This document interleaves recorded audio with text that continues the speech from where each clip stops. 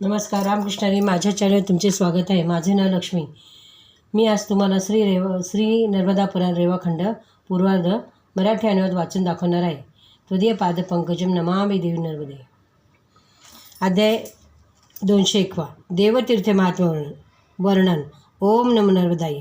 श्री मार्कंडेयवाच ततो गच्छन् महिमाल देवतीर्थ मनुत्तमं यत्र सिद्धा महाभागा देवा सेंद्रा युधिष्ठिर। मुनिश्रेष्ठ श्री मार्कंडेय म्हणाले, राजा त्यानंतर उत्तम देवतीर्थात जावे। हे युधिष्ठिर, जिथे इंद्रासहित महाभाग्यशाली देवांनी सिद्धी प्राप्त केली तिथे केलेले स्नान, दान, जप, होम, स्वाध्याय, देवपूजन आदी कर्म तीर्थाच्या प्रभावाने अनंत पट होते। विशेषतः भाद्रपद महिन्याच्या कृष्ण पक्षातील त्रयोदशीला सर्व कर्मास विशेष पुण्यदायी काल आहे। हे सर्व तीर्थात श्रेष्ठ तसेच देवांनी पूर्वी अधिष्ठित केले आहे।